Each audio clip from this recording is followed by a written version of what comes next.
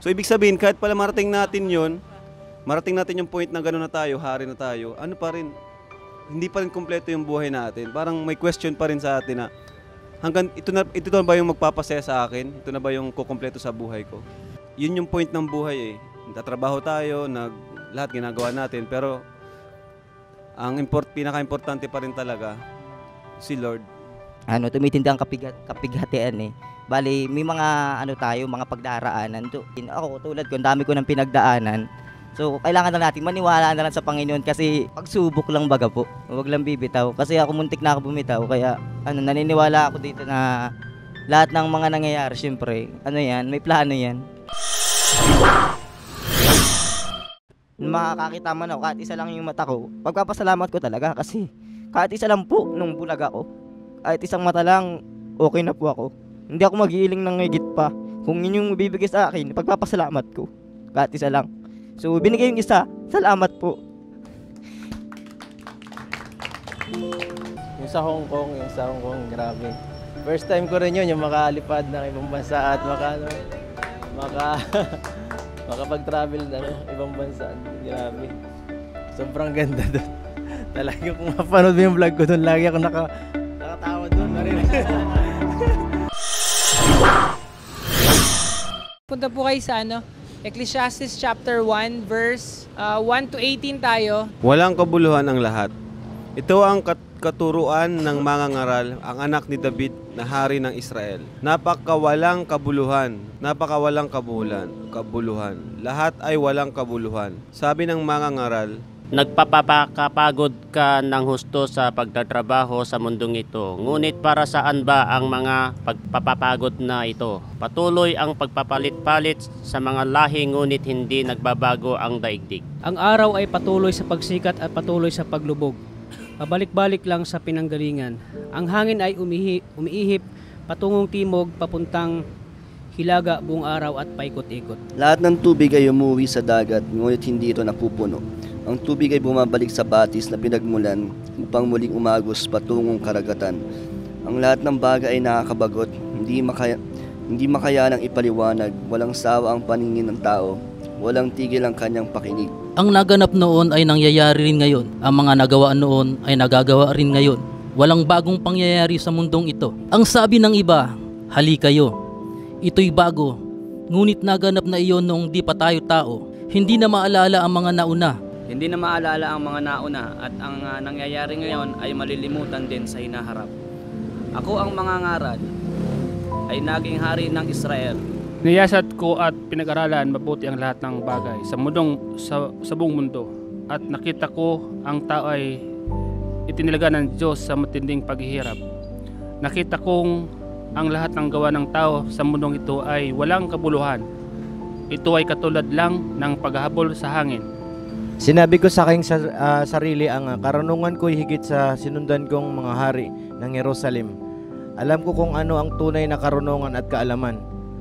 Pinag-aralan kong mabuti ang pagkakaiba ng karunungan at ng kamangmangan, ng katalinuhan at ng kabaliwan. Ngunit napatunayan kong ito rin ay tulad lang ng paghahabol sa hangin. Habang lumalawak ang karunungan, ay dumarami ang alalahanin.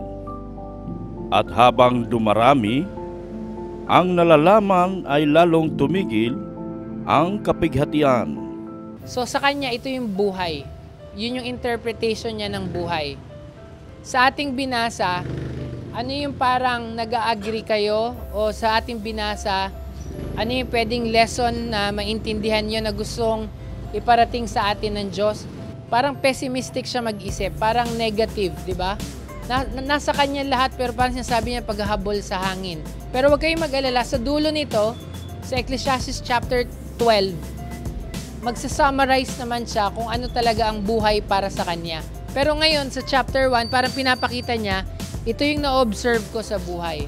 So sa atin ba, naramdaman nyo ba dati yon? Yung parang ang buhay paikot-ikot, parang may ginagawa ka, walang kabuluhan, parang naghahabol sa hangin, parang kahit matalino, mayaman, matalino, may alam o wala, pare-pareho rin naman ang nararamdaman. Yung parang hinahalin tulad na kahit anong yaman mo, kahit anong estado mo sa buhay, isa lang yung papatakan natin, yung libingan, di ba, yung sementeryo. Parang yun yung parang nag-ano dyan, yung nag-reflect dyan sa mensahe na yan. So, kahit ganito pa man, alam naman natin yung kahantungan natin or ano, katulang ginagawa natin, dapat mag-iwan tayo ng mabuting halimbawa para sa mga susunod pang mga henerasyon. Yun yung salamat. May nabanggit siya na tamang observation. Parang pinapakita kasi dyan, buhay mo sa mundo. Pero ang katotohanan din po, alam natin, one day ako mamamatay. Lahat ng taong kilala ko mamamatay din. Ito yung isang bagay na hindi natin may iwasan. Mangyayari naman talaga. So kailangan may wisdom kung paano ipamuhay ang buhay na ito. At ang sabi ni Kuya, dapat wag mawala yung kabutihan na pwedeng legacy na magawa natin sa maiksing buhay na meron tayo. Verse 18, habang lumalawak ang karunungan ay dumarami ang alalahanin. So ano po ito, sobrang totoo po ito. Kumbaga, ako po nung parang parang wala pa po masyadong sa isip. Opo. Hindi ko pa po naisip, parang more enjoyment pa po ako. Pero ngayon po habang lumalaki na, tapos nakakasama ko na din po yung mas matatanda sa akin, mas parang madaming ang alalahanin, mas madaming responsibilidad, problema dapat harapin sa future. Kumbaga papunta na ako sa realidad talaga ng buhay. Kaya parang nakakatakot din. Pero ang na-realize ko po is kahit ganun, dapat may Lord ka na kahit na doon ka sa realidad ng buhay na mahirap na talaga, kailangan mo ng kakapitan para mawala ka dun para hindi ka mawala sa agos. Itong verse 5, ang araw ay patuloy sa pagsikat at patuloy sa paglubog, pabalik-balik lang sa pinanggalingan. Tulad din ng buhay natin, dahil ang buhay natin ay hiram lang po natin sa Diyos. At one day at ibabalik din natin sa Kanya. Kaya habang nag-umpisa po tayo sa baba, tayo umangat, kailangan po tayo marunong tumingin sa ating pinanggalingan. Para sa ganun ay, kasi lahat naman po na bagay ay pansamantala lang sa atin. Yun lang po. Pinag-usapan ito kamatayan, ito naman may alalahanin sa buhay. And then ang nasabi ni Kuya Gilly Ludon, temporary ang buhay. May kasaganaan man, may paghihirap, pero temporary pa rin. Maganda, may naalala tayo na minsan kasi pag sobrang daming blessing din, may distractions din eh. Nakakalimutan mo what really matters sa buhay. Pero maganda maalala natin, ma-remind tayo, magising na ano ba talaga ang point ng buhay na ito. Sino pa po? Ang buhay natin ay parang hangin lang.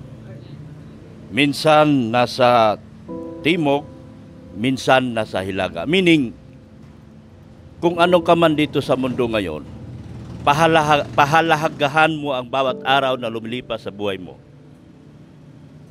Huwag kang magpakalipin sa salapi. Huwag kang mambudol. Dahil ang panglalamang sa kapwa ay malaking kasalanan. Huwag mong gamitin ang kasikatan mo ngayon para makapanlamang ka sa iyong kapwa. Dahil ang buhay natin, hindi natin alam bukas na sa kanluran na tayo.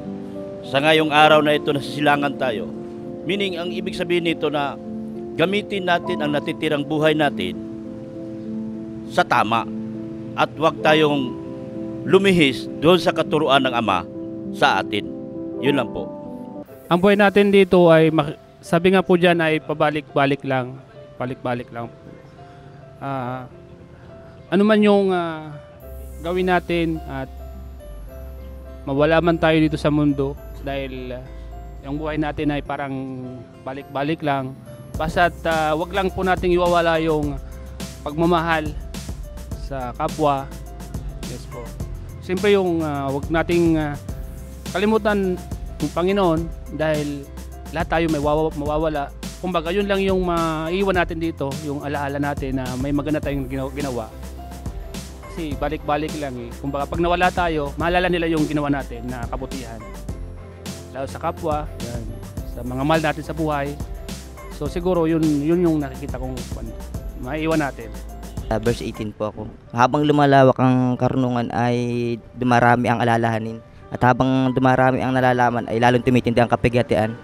Parang ano to, sa pagkakaintindi ko lang, parang sa kwentong paghahanda ito parang tayo, tao, naghahanda tayo para tayo nag-aaral yung estudyante nag-aaral, para saan? Para sa future natin, syempre. Tapos kapag nagtatrabaho, bakit tayo kailangan magtrabaho? Kasi para pamilya natin. Habang yung pinupunto nito, yung mag-aral ka, magtrabaho ka para may maibuhay ka sa pamilya mo. Ayun, dito naman, bali, sinasabi dito po na tumitindi ang kapighatian. Bali, may mga tayo, mga pagdaraanan to. Paano natin yun pagdadalahin? Ako, tulad ko, ang dami ko ng pinagdaanan. So, kailangan lang natin maniwala na lang sa Panginoon kasi pagsubok lang baga po. Huwag lang bibitaw. Kasi ako muntik na ako bumitaw. Kaya naniniwala ako dito na lahat ng mga nangyayari, syempre, may plano yan. Maganda yung mga nabanggit mo, like huwag makalimot sa Diyos, laging kumapit sa Diyos at may purpose ang buhay. At ang sabi mo nga, kahit may pagsubok man, may layunin naman si Lord kung bakit tayo nabubuhay. Mahalaga yung mga binanggit mong yan. Ako po pala si Vincent Calyada, ang nagbabalik, busy pag-scout. Sa akin po yung number 5, yung araw ay patuloy na pagsikat at patuloy sa paglubog, pabalik-balik lang sa pinanggalingan. Parang po, sa atin, di ba sa buhay natin, tayo, kung ano man yung nararating natin sa buhay, dapat always natin ipasalamat ito sa ating Panginoon. Mapakaunti man yan o maraming blessing. Parang nangyayari kasi sa ibang tao, kapag medyo mataas na, umaangat na, nakakalimot na magpasalamat sa Panginoon.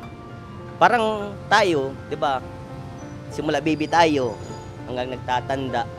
Siyempre, pag namatay tayo, balik na naman tayo sa lupa, di ba? Kaya, kung anong lahat yung natatanggap natin, ipasalamat natin.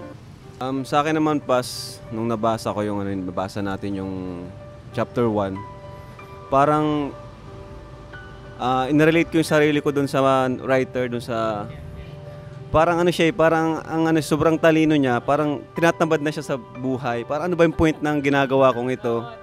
Tatrabaho ako, pero kasi matalino na nga siya, mayaman siya. So ibig sabihin, kahit pala marating natin yung point na gano'n na tayo, hari na tayo, pa rin, hindi pa rin kumpleto yung buhay natin. Parang may question pa rin sa atin na hanggang ito na ba yung magpapasaya sa akin? Ito na ba yung kukumpleto sa buhay ko? 'Di ba? Kahit nga may mayayaman, mga nagpapakamatay, kahit sobrang sikat na. So 'yun, ibig sabihin, hindi matutumbasan ng anumang yaman or status sa buhay, kapangyarihan ang si Jesus, kasi yun yung point ng buhay Nagtatrabaho tayo, lahat ginagawa natin, pero ang pinaka-importante pa rin talaga si Lord. Kasi yun nga, sobrang talino niya, di niya na alam kung anong point ba talaga ng buhay dito sa mundo. Si Lord talaga. Kasi itong lahat, ito wala to Lord, meron ka naman ng lahat, kulang pa rin. Ibig sabihin kahit sobrang yaman na natin, pero wala naman si Lord. Para lang tayo yung nagsulat na ini-question kung ano ba talaga yung purpose ng buhay ko. So yun po sa akin. Ang buhay, ang sabi dyan sa text natin, parang usok, parang bula, parang hamog. Na minsan nandyan, mamaya wala na. Kahit anong tagumpay, ang naalala kong verse kanina, yung sinabi ni Jesus, what does it profit a man if he gains the whole world and loses his own soul? Anong mapapala ng isang tao na nasa kanya na ang buong mundo, malayo naman siya sa Diyos? Tapos yung pinakasinulat kong note ko kagabi, may point ba ang buhay? At kung may point ang buhay, ano ba itong purpose na to? Bakit ba ako nabubuhay? Tapos ang inilagay ko doon, ang point ng buhay, si Jesus. At nabanggit ni Rab yun doon sa huli niyang sinabi, na may point ang life. So, dalawa po ang lesson na matututunan natin sa chapter 1. Number 1, life without God, totoo yung sabi ni Solomon, is meaningless. Life without God is meaningless. At pangalawa, wisdom without God is meaningless too. Kasi kahit matalino ka, kung yung katalinuhan mo naman maglalayo sa'yo sa Diyos, yung katalinuhan mo, questionin mo pa ang Diyos, wala rin siyang kabuluhan. Magkakaroon ng kabuluhan ng buhay kapag, ang sabi nga niya, may Diyos na lalapitan at ang sabi ni Norman ay huwag kang bibitaw sa Diyos. Ano man ang pagsubok, ang mahalaga, presensya ng Diyos sa buhay. Thank you Lord sa mensahe mo sa amin. At ipagpatuloy natin to. Itong series natin ngayon, Ecclesiastes, about life. And ang dulo nito maganda. Let's pray. Father, in the name of Jesus, salamat Lord sa understanding, sa pagbubukas mo ng puso at aming mga mata, Panginoon, upang makita ka, kahalagahan mo sa aming buhay. Sa mga manunood nito, Panginoon, itong Bible study na to, sila man din ay kausapin mo na ang buhay, walang point kung walang Diyos. Ang buhay ay may saysay kapag may Kristo sa buhay. And so, Father, salamat, Lord, sa team, kay Kalinga Prab, kay Kuya Val, kay Ate Edna. Lord, sa buong team na bukas ang puso para makinig sa sinasabi mo.